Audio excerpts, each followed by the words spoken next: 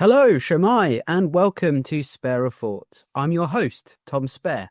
In each episode of this podcast, I interview interesting people and organisations who are doing important work in areas of society that are often misrepresented or underreported in the media. This episode is being released to celebrate International Women's Day, and to honour this special day, I needed two very special guests. Professor Laura McAllister is Vice President of UEFA. She's a former Wales Women's Football International and captain, and Professor of Public Policy and the Governance of Wales at the Wales Governance Centre in the School of Law and Politics at Cardiff University. And Lowri Roberts is a sports consultant who was formerly the head of women's and girls football in the Football Association for Wales. Before working at the FAW, she worked for the Football Association and has held various roles in the game. In this episode, we discuss the development of the women's game in Wales, Wales's journey to the 2025 Women's Euros, and the opportunities that will open up. So, let's dive into it and spare a thought for Welsh women's football.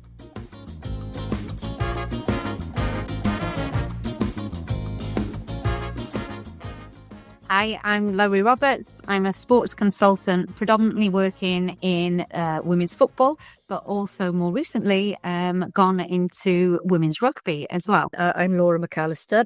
And my current role is as Vice President of UEFA and an ex-co member. I'm also a professor in Cardiff University in politics, which is my other sideline. And I'm a former Wales international. So the first question, can you remember the first professional football game you ever attended? Gosh, well, I went to my first game at Ninian Park when I was 3 with my grandfather, because my grandfather was a massive Cardiff City fan and he used to run the Llinvi Valley Cardiff Supporters Club, and he used to go to all the games on the train, on the old train line that went from Nantafallon in my stag all the way down to Bridgend and then on to Ninian Park. So you'd actually get out right at the end of Sloper Road, right by the stadium. And he took me from, obviously I was not much more than a toddler then, and some people would say that's very young to take a child, to a match, especially in those days when football was much less accessible to families. But I loved it straight away, or so everybody told me. My grandfather said I loved it, and my parents used to say you couldn't wait to go back. Really, I can sort of remember a lot of the senses of being in a game rather than the game itself. Like the smell of tobacco smoke and hot dogs and the noise and the kind of bustling crowds. But I couldn't tell you who that game was against, but I was definitely hooked from there on in because, I carried on going home and away really to see Cardiff with my grandpa then. Yeah, mine was going to watch Wrexham. My dad took me when early 90s or mid 90s that I went. I was the only kid going, and it was a midweek game under the lights, and it was with all of my uncles or fake uncles, my dad's friends. And I remember thinking how cool that was and how special that was that I was able to be there as the only kid. I was a mad Liverpool fan as a kid, and I remember for my 8th birthday then, my dad's taking me to watch Liverpool. I specifically remember the game because he told me you will never see as many goals as this in any Liverpool game ever again. And it was a European Cup game against Sion, a Swiss team, and that they won 6-3. And my favourite player at the time, Steve McManaman, got on the score sheet. And my dad was always the one that used to take me to football, or I used to go and watch him play football. And so it became kind of full circle then when I started working in football. And when Wales men qualified for the Euros in 2016, it was just very special me then being able to sort out tickets for my dad through Laura McAllister here and all of my uncles and fake uncles to get to watch the Wales in the Euro. So returning the favour to them after them taking me all those years ago. And I'm sure we'll go on to talk about, attitudes and the growth of women's football. But the posters on my wall were all Steve McManaman, Jamie Redknapp, Ian Rush, etc. It was long before there was any kind of posters of women's footballers or professional women's football during that time. So, I'm glad that now that the children are growing up and, there are posters of visible role models in the women's game as well as the men's game for them now. Oh, for sure, yeah. And I think we've talked about this previously, haven't we, Laura, about, your heroes growing up and how they're very different to what young girls and young women would be experiencing now. Yes, absolutely. I mean, as Lowri said, when we were growing up, and obviously worse for me, really, the era before Lowri, there just wasn't any visibility for women's sport, really. The only women you ever saw perform at a high level was at Wimbledon and in the Olympics or the Commonwealth Games, where you saw track and field athletes. Because don't forget, a lot of the Olympics wasn't covered at that time. Only track and field was covered extensively. And at the Commonwealth Games, you couldn't, there was no such thing as red button or multiple platforms. So you had to just watch what was provided. But that was the only time you ever saw elite women compete in sport. You'd never see a rugby or a football or a netball or a hockey match, a female match. So like Lowri, all of my heroes were male footballers, really. I loved all the Cardiff City players at the time. I loved all the Wales players, but they were all men, really. And I guess that is a real disconnect, isn't it, for a young girl growing up, wanting to be part of this big sport called football, but there's nobody who looks or feels like her in it. And so the dreams that we all had of being footballers and playing, and whether that was for a club or a country, it felt a million miles away because there was no sense that that was viable or real. And that's so different now, of course, to the generation that's coming through now. And it's such a delight to see. Was there a match or a conversation or a moment when you first noticed attitudes towards the women's game shifting, or is it something that was a sort of bit longer than that? Growing up, it's not something that you notice, that word around attitudes and social norms. And for me, growing up in a very rural part of mid Wales, everybody was a farmer where I grew up. My local neighbours were half a mile away from us down a few fields. So for us, there weren't really many opportunities for boys to succeed and have opportunities to play sport, football, rugby, etc., let alone girls. And for me, it wasn't really until, I guess, my big aha moment, seeing the growth potential and the visibility around women's football, was when I first started working in the sport. And that was during my university days, when I spent a couple of summers coaching out in America. And that was a few years after the US women's national team had won the World Cup in '99. And the impact, just being able to see the impact that had on a whole generation of girls and boys, that you'd be coaching at soccer camps and the only name you'd ever see on the back of the shirt was Ham, right? Mia Hamm. That was a female player who was iconic in the US, and the boys all had Mia Hamm on the back of their shirts as well. And I think that was the aha moment for me, where I went, oh, wow, this is a sport. It's huge. There's real, opportunities for women and girls. This is where I want to, this is where I can see my career. I wonder if my first experiences had have been in the UK, whether that would have had a negative impact on me wanting to pursue a career in the game, because it probably wouldn't have been the same. And I'm sure we'll come on to talk about it. Those, that moment, the '99 World Cup moment for the US women's national team, major tournaments have a huge impact on societal attitudes and shifting people's perceptions, because the sport is under a huge spotlight, right? It's in the mainstream. We saw that with the Lionesses' success when they hosted the last Euros as well. So that was my first moment where I thought, oh, wow, there's so many opportunities for girls. But that was in a different country. And I actually went to that World Cup final. So I saw it live, in the Rose Bowl. And obviously, it was, a huge crowd. I mean, I forget the attendance, but it was around 80 or 90,000. And I think what's interesting about what Lowri says there is how culturally different it was. Because obviously in the US, football, or soccer as they call it, has always been a sport for girls as well as for boys. And they've got Title IX, which protects access to sport for girls and boys. But football, was no more a boys' sport than it was a girls' sport. So in a sense, that was very natural for them. I mean, they hadn't had crowds that big, obviously, or a World Cup win of that kind. But culturally, families went to watch women play football, whereas of course we had none of that in Europe, really, across most of Europe anyway, and certainly not in Wales. So it was kind of a big shock, but for me it did show at least how the game could grow.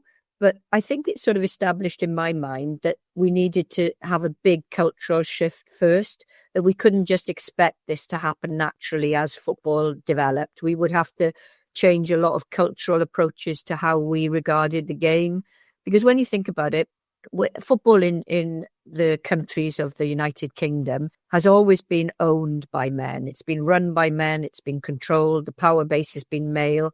And it's not as if they've been benign towards women. They've actually been negative towards women because, there was a 50-year ban, as we all know, for, which stopped women from playing on any official football association, wherever that was, Wales, England, Scotland, pitches. So men's interventions in the game have actually been massive, massive breaks on women being involved. They haven't just been neutral, they haven't just sort of not done anything positive. They've done a lot negative. And that needs saying, actually, because I think sometimes people think, oh, well, it wasn't anybody's fault that women's football has faltered. Well, yeah, it was actually. It was the fault of men who couldn't bear the thought that women could be part of a game they felt they owned. And that's not a radical statement, by the way. That's just historical fact. So I think for me, that kind of, jaw-dropping moment in the US made me realize how much cultural investment we needed to make in changing attitudes and perceptions and stereotypes of football here. And I didn't realize about, I'm completely ignorant about this, Laura, that, the 50-year ban. Could you explain that for listeners? Yeah, look, in a nutshell, it ran from 1921, didn't it, Lowri, to 1971. It was a reaction to women's teams playing in that interwar period when, Dick Kerr ladies, other clubs were formed from women who worked in the factories, the ammunition factories particularly. And they were because, of course, most men were out fighting in the war. They drew really big crowds, Goodison Park, I think it was about 58,000. And Preston and other crowds. And of course, there was a kind of backlash to that then, which men felt when they returned from the war, it was inappropriate for women's teams to be the focus of football. So bearing in mind that the football associations in Scotland, Wales and England were all run by men of a certain generation, let's say, they decided that the best thing to do was to ban women from using any of the facilities that were owned by clubs and the football association. So women were effectively banned. They did play, as we know from the women in Wales who played, in that generation in the 60s and 70s, but they weren't authorised to play. So it was effectively a ban. So, when people say now, women's football shouldn't be invested in financially in the way it is because it isn't a viable business, the obvious retort to that is to say, well, if you banned a business or you outlawed a business for 50 years, starved it of investment, didn't allow it to happen in any shape or form, how on earth did you expect that business to grow? So, of course, you've got to compensate a sector like women's football because it hasn't had an opportunity to develop in a natural way. Moving on to the Wales, the Cymru women's team, am I right in saying this is the first time they've qualified for a major tournament? Is that correct? Yeah. So they've qualified for the Euros this year. Could you talk us through the journey of getting to the tournament, and then maybe we'll talk about a bit more about who they're facing in the group stages and rating their chances.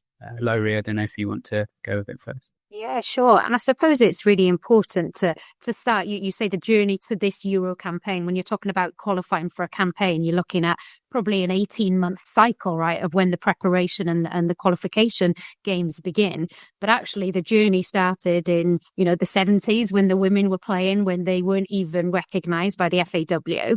And then by the women that, Laura included, who marched into the FAW offices in the early 90s, demanding that the FAW did acknowledge them as a team and, that they were taken under the wing of the FAW. And then it's important to also remember how recently it was, only if you look at some of this current group of players, only 5 or 6 years ago, they were playing in amateur teams and they were juggling full-time jobs or, being in university, in full-time education and playing football on the side. So it's only this next generation of the younger players coming through and turning professional at age 18 now. It's only them that have had the privilege almost of playing on, well-maintained pitches, having regular coaching from top-level qualified coaches and having decent games programs to play within. You even look at some of the senior players, Jess Fishlock, for example, she was an amateur for a long, long time before she would have been the first and only player that was playing professionally when she went abroad to Europe to play as a professional. So I think it's quite easy to look at, great success of the national team right now, qualifying, great success. They're playing in big teams in the WSL, your Evertons, your Chelseas, your Liverpools, etc. However, it was only a few years ago that they weren't in full-time environments, that they were juggling other commitments. And the national team programme in Wales, it stretched resources in terms of the staff that were supporting the national team. The former head coach, Jane Ludlow, was also responsible for the under-17s and the 19s, so couldn't focus solely on the women's national team. Whereas you can't believe that, that was only 4 years ago. That's quite unbelievable to recognise that. So I think it's amazing that they've now qualified for the first time, but I think we need to remember the journey and the very recent history of what's happened in the last five years in particularly. And Lowri's had a role in that as well. It's important to say, because when we'd never had a head of women and girls football before in Wales, which we should have had clearly. But when Lowri came in, she was able to strategically plan for how we got to a major tournament. We were asking her to do a lot, in fairness, like we asked Jane Ludlow to do a lot, because we didn't have staff doing the elite side and the grassroots side and the marketing, the fans development. And we didn't have that. We simply had Lowri, who had to manage all of that and beg, steal and borrow from other staff to make sure that we delivered on it. But I think what we saw really with the qualification for the Euro this year is a kind of perfect storm. The work that Lowri and her team had put in over the 4 years before, the hard work that Gemma Granger and Jane Ludlow had done to advance the performance side. And then we brought in Rhian Wilkinson, who I think has been a breath of fresh air. She's got such tournament experience herself as a player and as a coach. And she got us over the line, with a real kind of commitment to that final stage.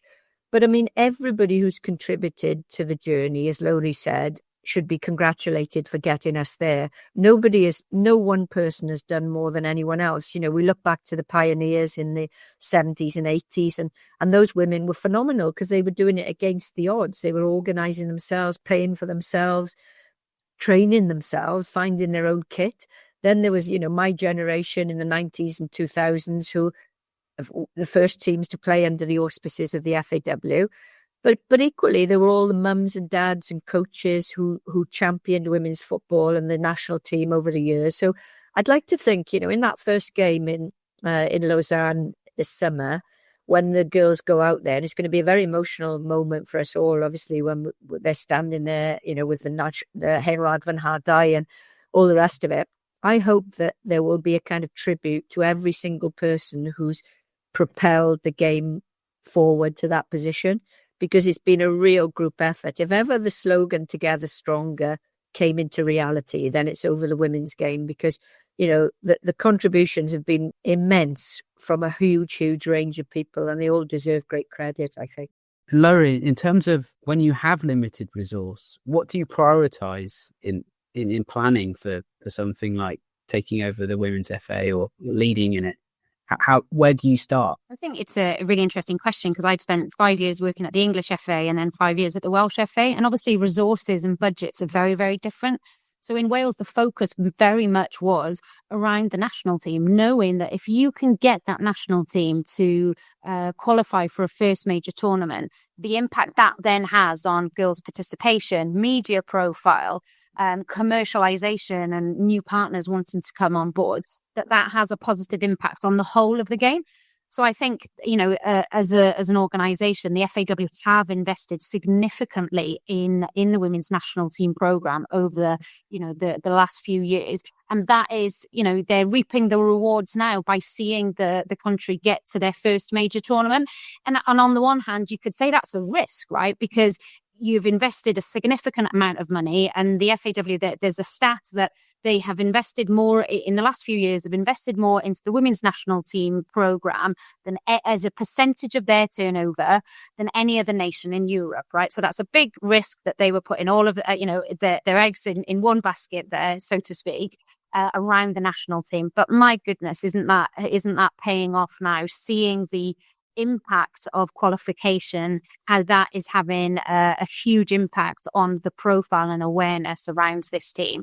And there's plans in place now from the FAW. They've appointed a project manager. They've created new roles to ensure that it isn't just, a tournament. We've been there, we competed, and thank you very much. That there is a legacy and that there is impact beyond just the tournament, which I think's that's what it was all building up towards, right? National team success, how that impacts everything else in the game. And I don't think people have realised yet just how big an impact the Euro will have on Welsh sport, not just women's football in Wales, but Welsh sport generally, because, the Euro is massive. It's grown exponentially from even the England Euro 3 years ago, because you look at the English tournament, admittedly it was, just off the cusp of COVID and the pandemic, but they were playing in some stadia in the group stages that were only, 4,500? In Switzerland, which is a much smaller country than England, there are some small stadia, but there are stadia that we're playing in which are 19,000, 20,000 in St. Gallen and Lucerne. Then there's, Geneva and Basel, which are 32 seat stadia. And the game has grown immensely. And what will happen, I think, when people see Wales play on ITV and on BBC, there will be this incredible ripple effect in terms of confidence around women's sport, particularly. If the team do well, which I'm sure they will, there'll be an even bigger ripple effect across the whole of sport. But whatever happens, there will be a whole generation of young kids, girls and boys, who will see the most fantastic role models, elite sportswomen, really confident and feisty and, the kind of perfect image of what women should be present on the international stage. And for a small country like Wales, that is immense. It's stratospheric. I don't think we'll have seen anything like it. And there isn't a sport like football anywhere because football is so big. So I think people will have to sit back and they'll see something really incredible this summer. But obviously, as Lowri said, it's up to us who work in football to make sure that we capture that we use it and we make it sustainable for the game, because we don't want that to just be a big bang over the summer and then everything falls away in the autumn. We've got to capture it, we've got to bottle it, and we've got to use it for what we do next in the game. Who are Wales playing in the group stages, and their chances, do you think, in the tournament itself? How many teams are playing and who's in the group? The group, so their group, they start off with a game against the Netherlands, and then the game in the middle then is the group game in the middle is France, and then we finish the group with England. So a very challenging group, shall we say. But wow, what I have loved is, as fans right now, I'm just a fan of Wales Women. I'm no longer involved in a professional capacity with the team. So now I'm just a fan, and you look at that the group and you go, oh my gosh, this is a bit scary, isn't it? But then you listen to the response of Frean Wilkinson and the players, and they're going, oh my gosh, we can't wait, because we have competed and fought for so long just to be on that platform and have that opportunity. We do want to play against the best teams in the world. So I'm loving that approach. They're far, I cannot wait now because of just how determined the team are. Anybody you get in the group stage is going to be hard because, of course, there's only 16 teams competing in the Women's Euros. And so all of the teams are going to be really good. Poland are also qualified for the first time as well. So it'd be really interesting to follow their journey in their first major tournament as well. Yeah, I mean, we're the lowest ranked team in it, and so we're ranked lower than Poland, and it's Poland and Wales that are the newcomers. But, that plays to our advantage, I think, because, we love being the underdogs, don't we, in any sport. We love it when nobody expects little old Cymru to do anything. And we've got real warriors in that team, haven't we? You look at the kind of Haz Jameses and the Jess Fishlocks and the Kaylee Bartons, and, they're tough cookies, and they've been there and done it, really. They won't be worrying about the opposition. They'll be thinking, yeah, bring it on. Netherlands, France, England, 3 top countries. And, nobody's going to deny that they, on paper, are stronger than we are. But look, nobody expected Cymru to beat Belgium in the quarterfinal in 2016 of the men's tournament. Nobody expected us to win that group ahead of England, so everything is in context. I feel quietly confident that we can get through the group. I think if we pick up a point in the first game against the Netherlands, we build some momentum. And nobody likes playing a team like Wales, I guess the other thing to say, Lowri, I don't know if you agree, but the Nations League games have come at just the right time for us. So we're currently in the middle of the Nations League, League A, which is a top league. So we lost to Italy narrowly out there, 1-0. But then we had a great draw with Sweden in Wrexham last week, which, Sweden are 5th in the world. So, make no mistake, they're a top team. Now, if we can continue like that in the Nations League, it'll show that we can compete, first and foremost, but it'll be great preparation for the girls because those are exactly the games that we'll be playing in the group in the Euro. So we'll build our experience. Rhian Wilkinson is blooding a lot of the good, talented youngsters, isn't she? Like Mara Griffiths, Macy Davis, all of those kids, they're only 17, 18, 19. They will have had top experience by the time they go to the Euro. And then you couple that with people like Jess, and the real, she won't like me calling her a veteran, but, the ones who've been there and done it. And I think we've got a great balance in that side. There's nothing to fear, absolutely nothing to fear at all to be excited about. Are there any other notable names in the other teams? Any big names that we should look out for across the tournament, do you think? I was watching the Nations League game the other day between England and Spain. It was a game in Wembley, fantastic stadium, fantastic attendance again. And you look at the quality of players that run throughout both of those squads. And, if any of the doubters, people that say, oh, women's football is not as good as men's football, the quality, the technical capabilities, it's not there yet. You want to be able to prove them wrong, and you signpost them to that game. You watch England and Spain in the Nations League the other night. The quality is superb, and a couple of standout players maybe to watch out for. Obviously, Aitana Bonmati, who plays for Spain, and Lauren James for me in the England squad. Someone that is so young and still so raw, and she's just an absolute delight to watch because she's so unpredictable. She's got such skill, such confidence. She's very cool under pressure. So they would be the two players to watch out for, from my opinion. Well, and there's some great French players, aren't there, that we look forward to seeing. Wendy Renard, she's fit again, I think, and she and Le Son. So and the Netherlands, I mean, they're rebuilding at the moment, but they've still got a whole host of fantastic players. But, the thing I'd say about that is when you look at the Welsh team, we've got really talented players. I mean, maybe we haven't got the same strength in depth as the big countries have, but every single country that's in the Euro would want to have a Jess Fishlock, every single one of them. And she'd start in most of the countries, I think, who, are rivals there. Even at 38, 39, Jess is a fantastic player. Sophie Ingle, I mean, she's coming back from a major ACL injury, but let's hope and pray Sophie gets fit in time for the Euro because, Sophie's a top player. She's playing for Chelsea, who are likely to win the WSL. And she's been a fantastic player for Wales as well, one of the kind of understated top players in English football.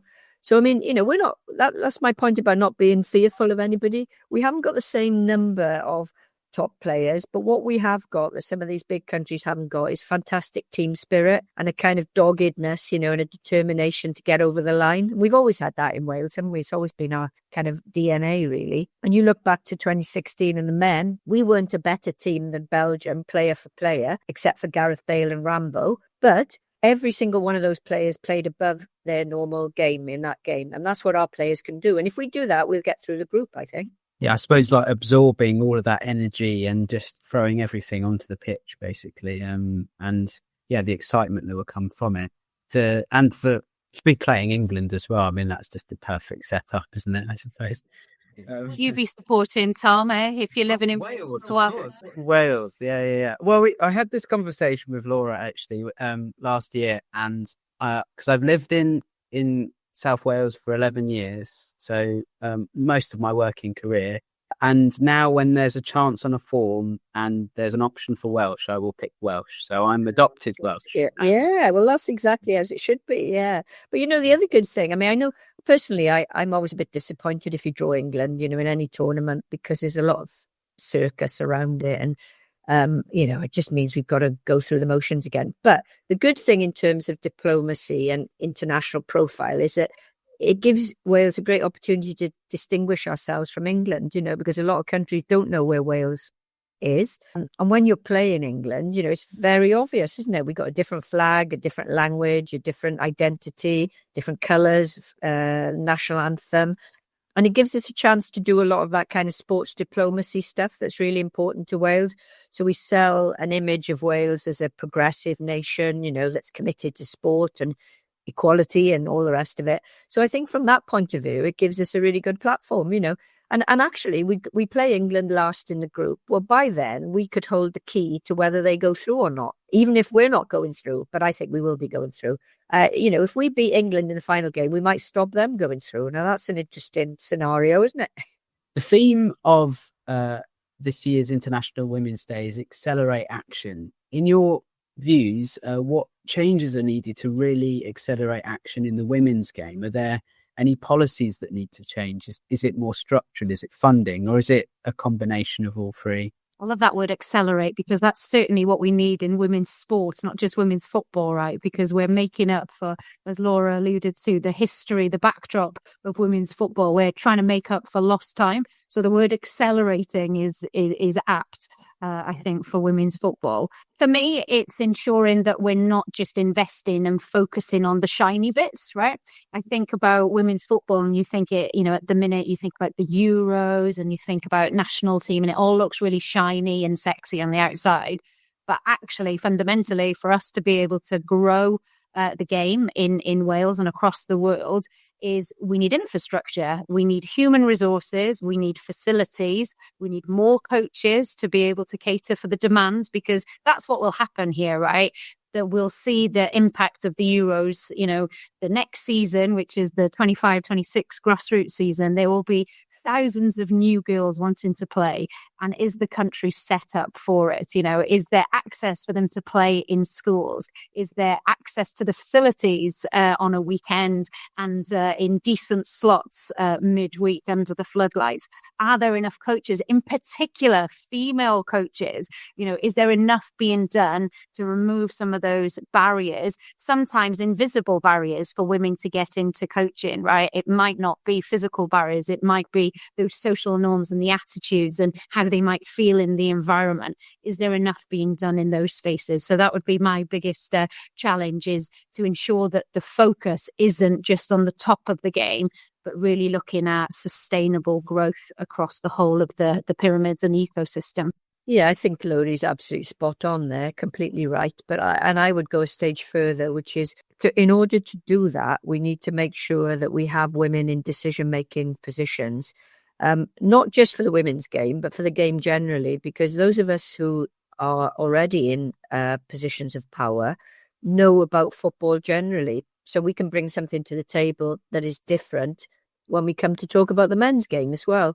But we know that there are very, very few women around the boardrooms. I was reading a statistic this week that something like 83% of EFL, English Football League clubs, have all male boards. So that's the vast majority of them. So no women at all on their board. And I suspect that the 18% or whatever it is that do probably have like a director of marketing or HR that sits on the board that's female. So we know we've got a lot more work to do. That's the same in every sport. But we need to rehearse the arguments for why we need women on the boards.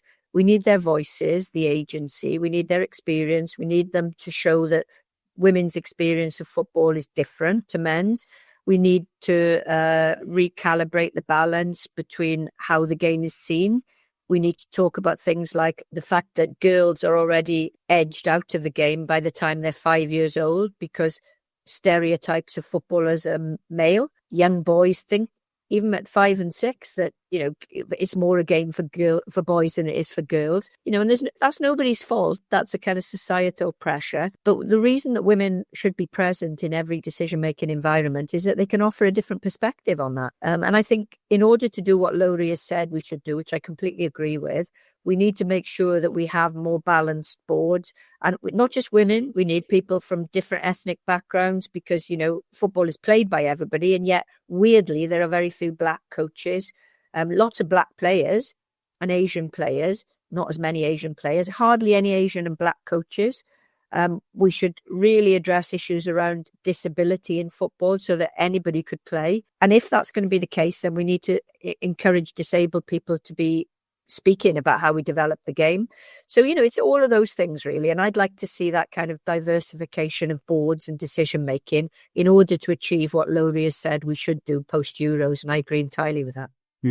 And are there any lessons to learn from the men's success in 2016? Because obviously there was that huge momentum, and then that generation of players has largely retired. There's a fresh generation coming through now.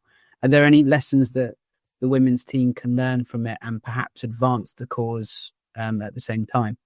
It's different, isn't it? I don't think that the men's national team, in terms of where their club environment looks like, is very different to where the women's club environment currently looks like. So I think you can't always go copy and paste, right? So, for example, in Wales, they've established their own FAW Girls Academy in the north and the south, and they play against boys' academy teams on a weekend, right? So that is the FAW trying to address that big gap that we have now. Once the Jess Fishlocks and the Sophie Ingles retire, how are we bringing through the next generation? What competitive environments are we exposing those girls to? So I don't think you can always compare men's pathways to girls' pathways. However, what I think that the FAW are leaning into, like they did in 2016, was really appreciating the connection between the fans and the nation and the national team. I think there was a really great job. Laura touched on it, Together Stronger. That was a huge campaign. That was a huge narrative.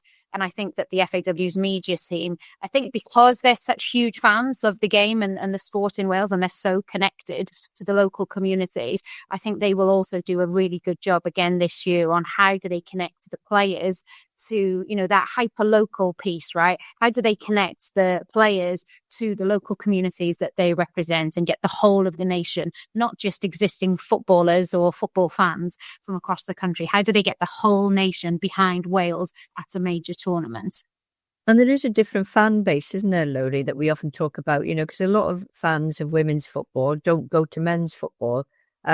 And it's not just the family thing. People talk about families going. It's women and men who might not be attracted by a men's game. And that gives us a brilliant new market, basically, doesn't it? If we treat them well and if we give them the conditions to really enjoy coming to women's games. But it requires quite a lot of thought and investment, and I think that's probably the biggest thing we need to do is, there'll be at least 2,000 or 3,000 going out for every game supporting Cymru in the Euro. Lots of those will be hardcore fans, and will go to every Wales game. But some of them will be new fans to football.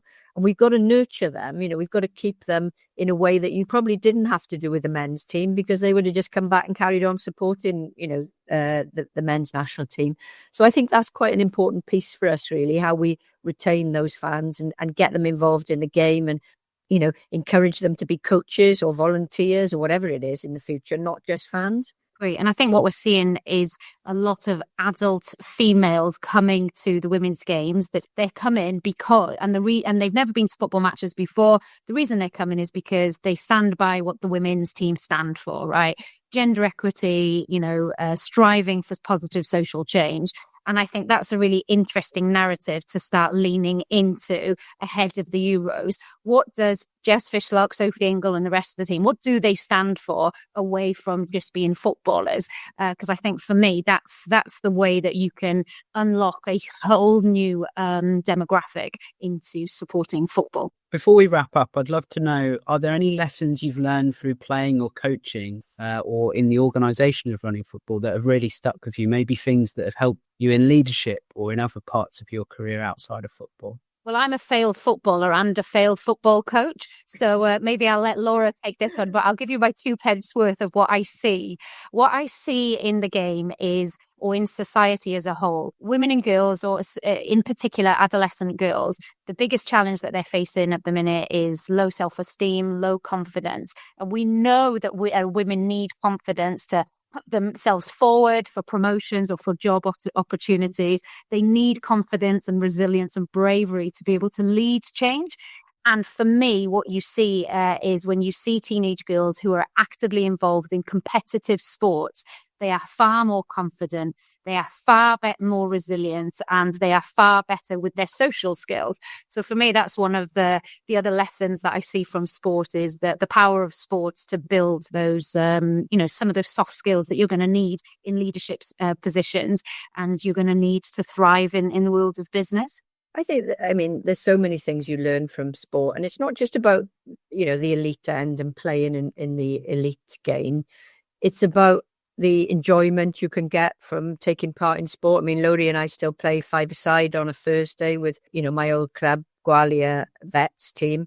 And, you look at that, Lowri, and it's about friendship, isn't it? Apart from keeping fit and competition and, having a good bit of exercise on a Thursday, it's about friendship as well. And I think if girls at a young age don't have that opportunity, they're missing out on a big chunk of obvious opportunities to make friends, and some of my closest friends are people that I played sport with. And I don't think you can capture that in anything else, really.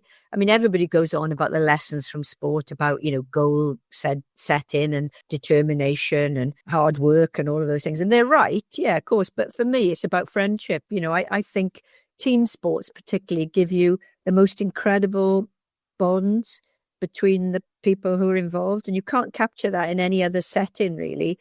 So it would be a terrible shame if a whole generation of girls didn't have the opportunity to do the things that we did and stay friends with people like 30 or 40 years after you finish playing. I don't know if you both have any other final thoughts at all, just as we draw to an end.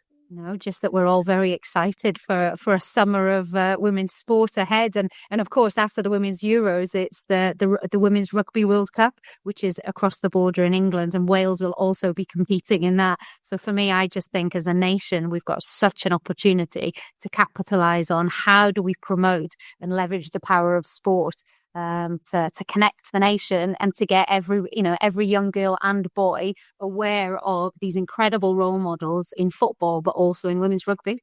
Yeah, I guess the only other thing I'd say is it's about normalising women's sport, isn't it? So we don't talk about the Women's Euro or Women's Rugby World Cup, or this Friday, Lowri and I will be watching, well, hopefully by the time the podcast goes out, she'll already have won, but Lauren Price will be defending her title in the Albert Hall. Another great, strong Welsh woman, showing what you can do. And I'd like to think over time that, we'll normalise women's sport so much that we won't talk about it as women's boxing. We'll just say we're going to the boxing, and we're going to the football. And I think for the next generation of girls, that would be something really significant.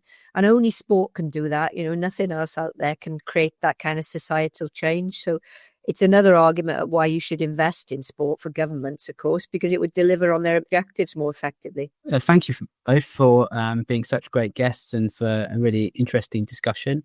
And obviously, we're very excited to see the Wales women's team both in the football and the rugby this year. So, diolch yn fawr. Thank you very much. Diolch yn fawr. Diolch, hwyl. And that concludes this episode of Spare a Thought. My thanks to Laura and Lowri for being such excellent guests. The title track for this show is Young Shall Grow. Credit and thanks to Afrocluster, Magugu and Asha Jane. The show was researched, written and edited by me, Tom Spare. This has been a Be The Change Media Network production. Thanks for listening.